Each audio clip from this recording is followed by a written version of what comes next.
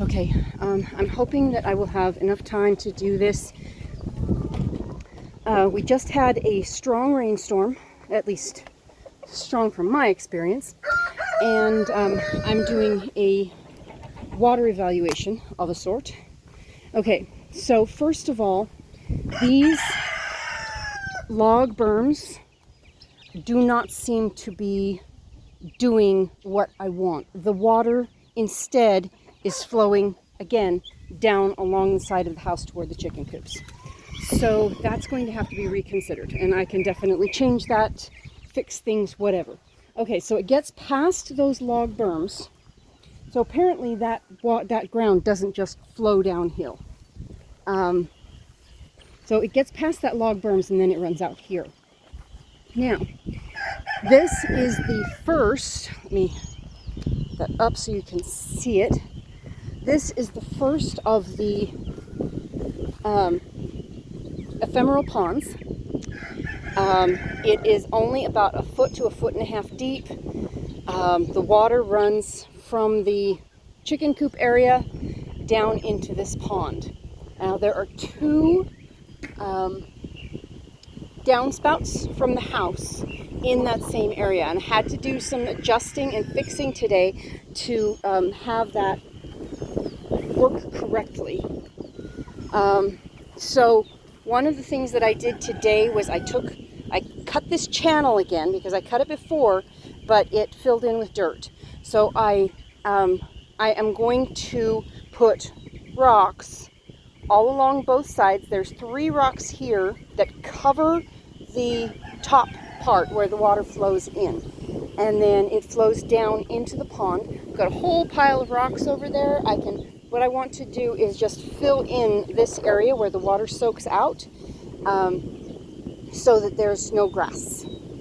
So that just basically cover the grass. Now if the grass comes up between the rocks, whatever, but I want to cover it with rocks so that there's as little grass as possible and all of the water can just flow. It does a sheet flow across this area down into the ephemeral pond. Now, if I walk around the ephemeral pond, my feet, this far from the edge, my feet are already squishing. There is standing water around the edges, okay? Now, it overflowed, which is fine. The grass is holding everything in place. But if I walk out here, okay, I am about 20 feet from the berm, and the soil is still very, very wet. Now there's soil pooled around this tree, or water pooled around the tree, I'm sorry.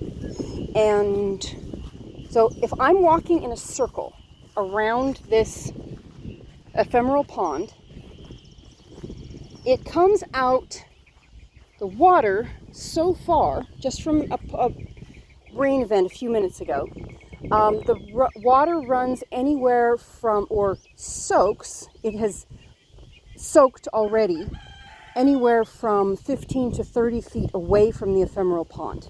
And of course it's flowing downhill. So it is doing what it is supposed to do. Now I may have to build up the edges a little bit. If I build up the edges, then it will overflow back into here. I do not mind it overflowing because the whole purpose is to keep the soil, or keep the water on the land, to let it soak in. And it takes about 72 hours for that to soak in. Okay, now I ran into, last week I decided to make some changes, mowed some paths through my jungle out here. Now, when the rain, you can see here, the water is running down here, and my feet are sinking into the ground, okay? And it's running across here underneath the surface, underneath the grass roots, and pooling. Most of it has already sunk in. So this was standing water here, and my feet are sinking into the ground. Okay, so then again, standing water. And I put that stick there, get that centered. That is the center of where the standing water on the path was for this piece. Now, the question that I would have is, do I want to do the pond below that with a swale and a berm, or a pond, the ephemeral pond and a berm, or do I want to do it above that with a pond and a berm? I'm thinking above, and then if there's further runoff and I haven't positioned it correctly, we can consider what to do at that point. So what happens is that during July and August, there's very little rainfall. There is some, but there's very little rainfall. And I want whatever I plant out here to thrive even during the summer. So now this is the end of the standing water. So what I did was I walked out here and identified where there's water here under my feet,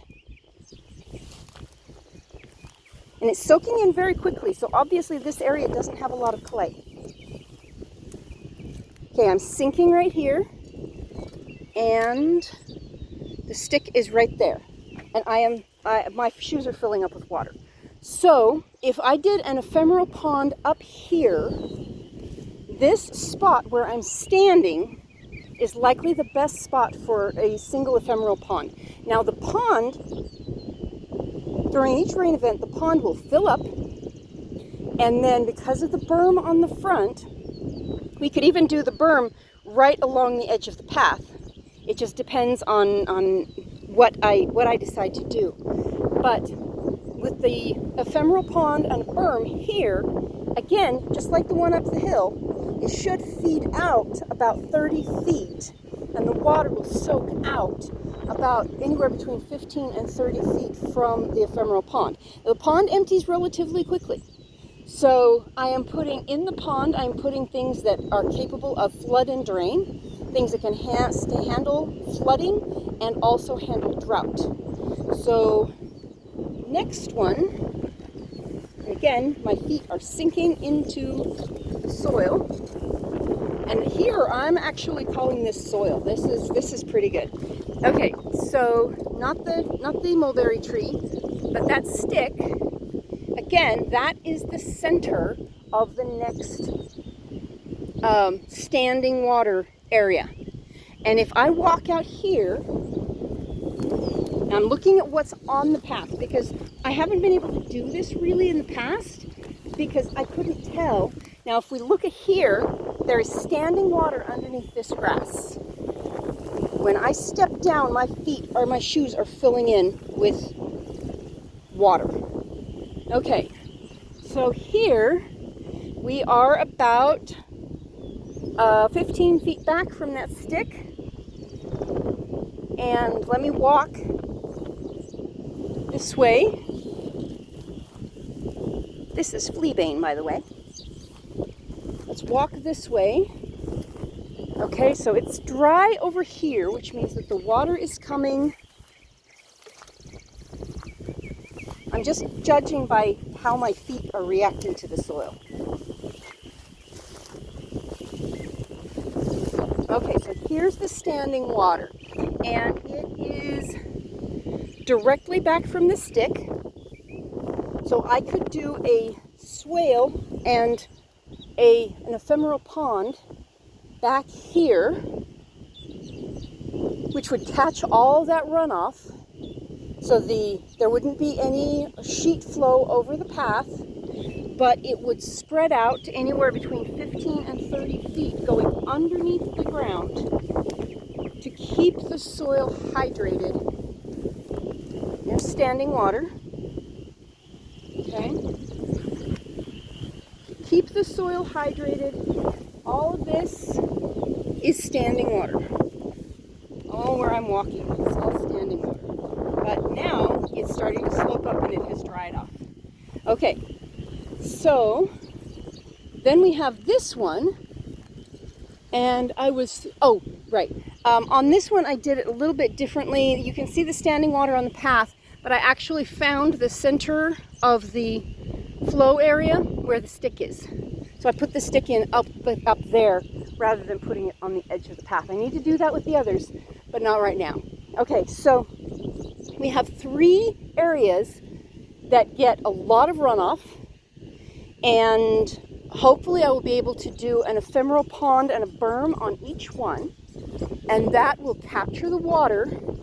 And then once I have a pond and a berm situated, then I can watch what happens in the next rain event and see where the water flows from those ponds. So I want the water to go under the surface and hydrate all of this. I want that water to go deep. I don't want it to sheet off and go off to the neighbor's property. I want to keep the water that falls on my property here. So I am building structures that hopefully will allow me to keep this area hydrated. There's another one.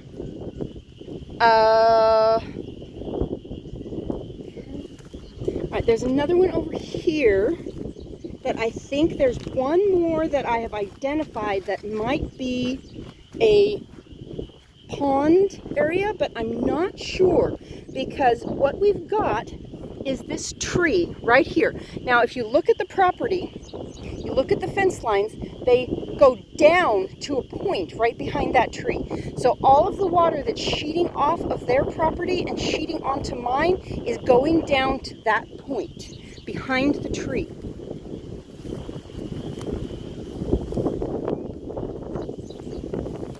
So it's not a stream. I mean, it might be while it's raining, but it's not a stream. But out here, woo, lots of grass.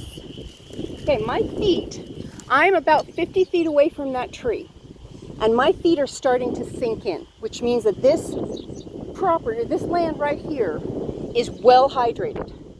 So I'm going to come around here. Woo! Sorry, I keep kicking it. Kicking the stand. Okay, this here is well hydrated. My feet are actually sinking into the, and again, we're about the same distance, about 50 feet from that tree.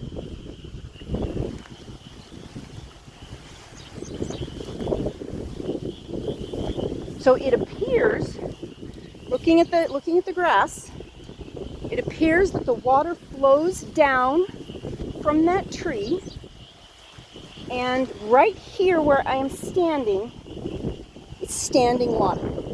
Okay, so almost directly in line with that tree, there is a low area where all that water is sheeting right toward me. So I could put a third ephemeral pond right here. I already have another one started, but it's out there. But I can put a third ephemeral pond here and start to observe. Once I have these ponds dug and they're ready and they're filling up, I can start to observe what is happening around them. What is going on with the grass? What is coming up that needs more water? All of those things. And then I can fill in the ponds. I'm not sure yet whether I will fill them in with wood chips. I don't have enough wood chips right now, and I've not been able to get another delivery. When I can, I will probably have them just dump them straight into the ponds. But for now, again, you can see the property slopes down to the tree and then up to the road. So this where I'm standing will probably be another ephemeral pond. But the problem that I'm running into right here is, where are the roots of that tree?